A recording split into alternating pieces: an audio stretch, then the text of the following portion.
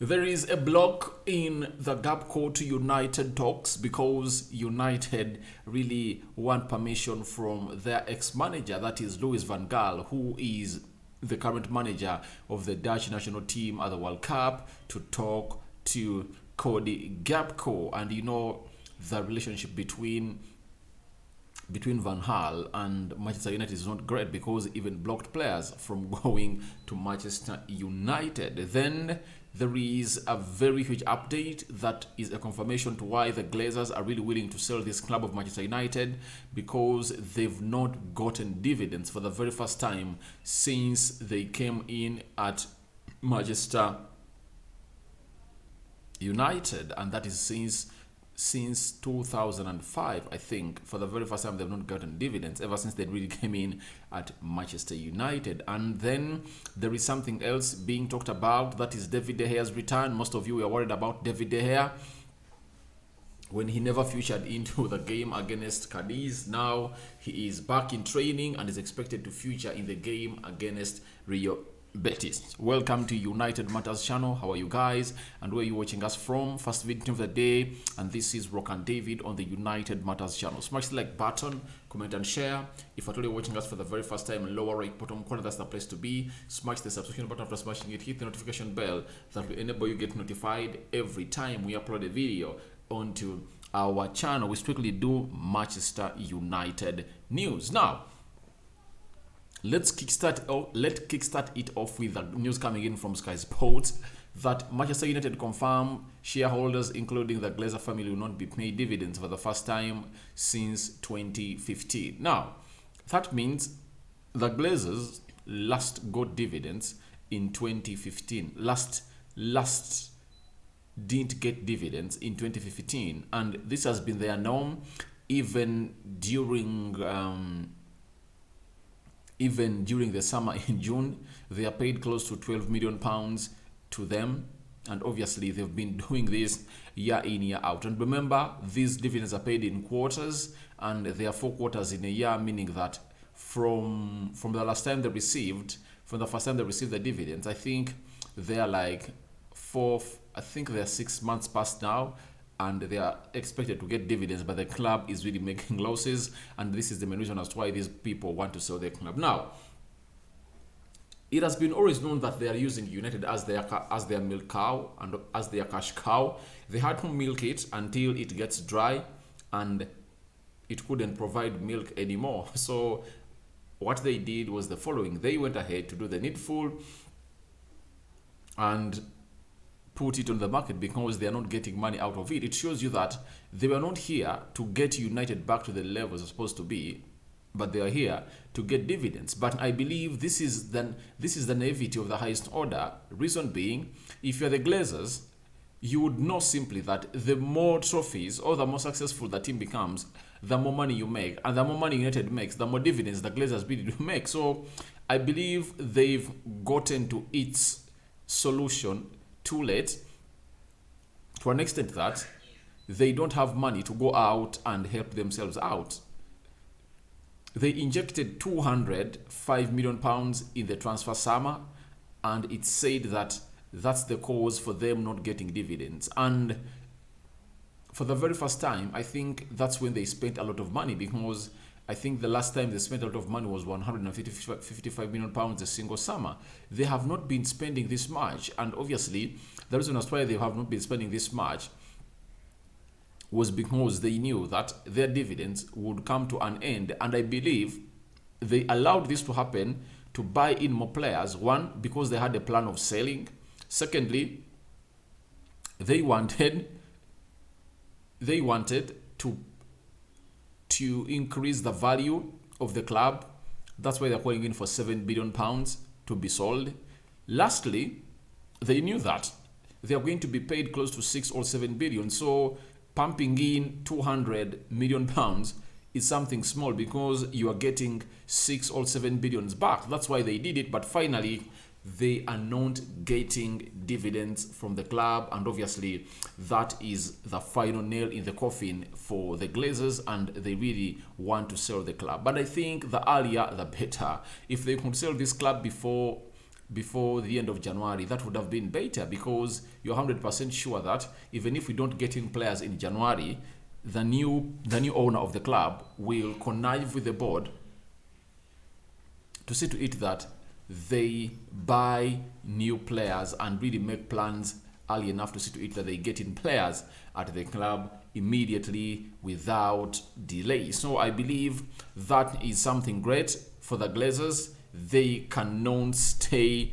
in ownership of Manchester United, because the main reason as to why they've been owning United, it's because of dividends. But because no dividends are coming in through, the Glazers are ashamed and they can't be where no dividends are. So that's why they want to sell the club, and obviously they are going to sell it because there are no dividends coming in through, and I believe someone else will take over to take us to the promised land of Manchester United. So everything comes to an end. However much they've been here for so long, they've costed our club for so long, but finally they are going to get out, because with them not getting dividends, they can't stay at the club of Manchester United.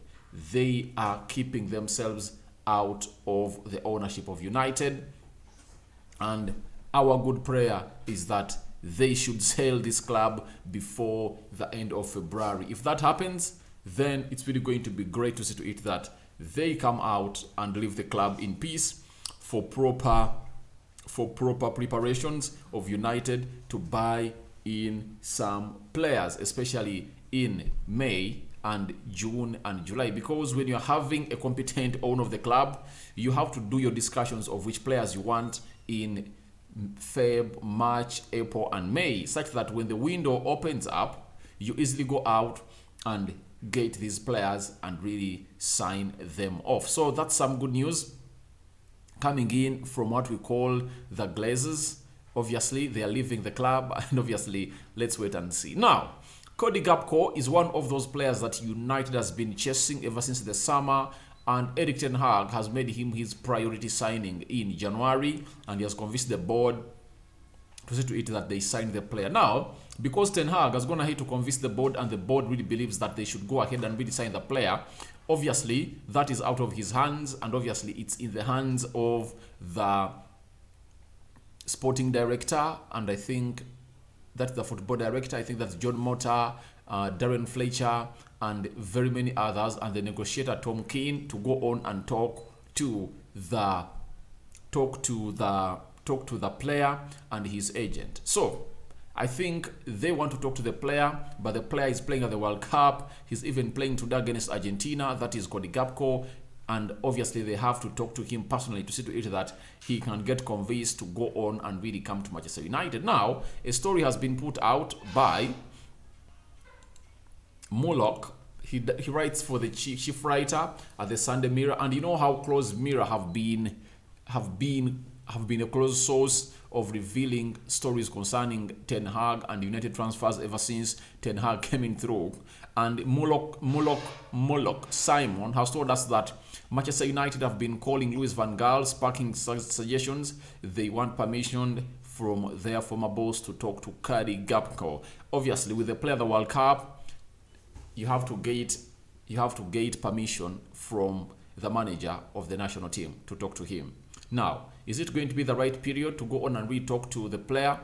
I think it is, because very many teams can be at the neck of the player, and in this game of football, first come, first serve, because if at all a team comes in faster than United and convinces the player, after convincing the player, they can easily go to PSV and tell them we are done talks with the player, and now how much money do you want? So in just a space of 2-3 days, a deal can get done and cracked. So that's why United is running hard to see to it that they really convince Cody Gakpo after getting permission from Louis van Gaal. We don't know what Louis van Gaal is going to do to Manchester United, and I think after the game today, an answer will be gotten, and I believe it's going to be one of the questions to be asked Louis van Gaal or Cody Gakpo, because it looks like that's the only way we can get a permanent and correct answer for this deal. But remember, Louis van Gaal is not in good terms with Manchester United, and he never wants any Dutch player to join Manchester United. Recently, when asked about Julian Timber. He said, I wouldn't advise Julian Timber to join Manchester United. Then again, Erik ten Hag, when he was going to Manchester United and rumors were that he's joining Manchester United, Louis van Gaal advised him not to join Manchester United. So, is he going to tell Cody Gakpo not to join Manchester United? Let's wait and see what's going to come in from there, because this player is needed at the club. The United club needs him badly, but it looks like Van Gaal might do a very disarray to see to it that he prevents this player from joining Manchester United. Yet United needs this player immediately to get our season running, especially in the first week of January. Cody Gakpo has to be at Manchester United, and the best way to get him at the beginning of January, it's simple. Get everything done in December. When the window opens on 1st January, pay the money. Even if you don't pay the money, do everything, the paperwork signed, hand it in. Cody Gakpo flies in for the medical, and then unveil him on the game they are going to play, I think, on the 2nd or 3rd of January. But I believe Louis van Gaal is now convinced with the project at Manchester United, because it's under the direct hands of Erik ten Hag, and the selling of United from the Glazers.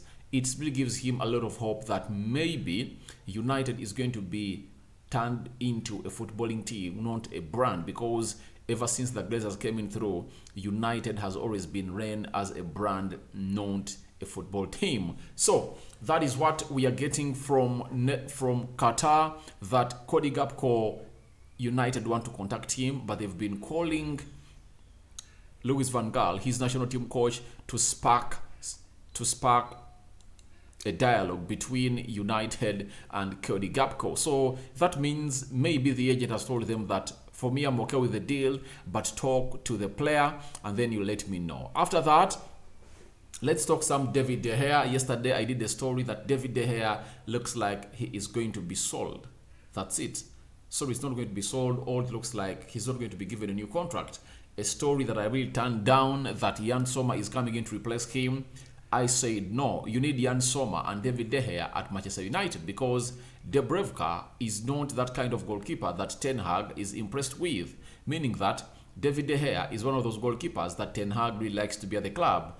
And you remember the first 2 games, especially that game of Brentford when we lost 4-0, when David De Gea did 2 haulers, and one was because of his lack of ability to pass from the back, or to do some good, pretty ball distribution that resulted into United conceding 1 goal. And obviously Ten Hag replied and said, in training he does it very well, and I'm sure he's going to perfect. And I believe he has gone ahead to perfect, and David De Gea is one of those improving goalkeepers as far as that ball distribution is concerned and goal sweeping department is concerned. Now, we've been told by Rick Fye, you know him very well, he's a Manchester United writer for the Manchester Evening News, that David De Gea has returned to Manchester United training ahead of their clash with Real Betis this weekend.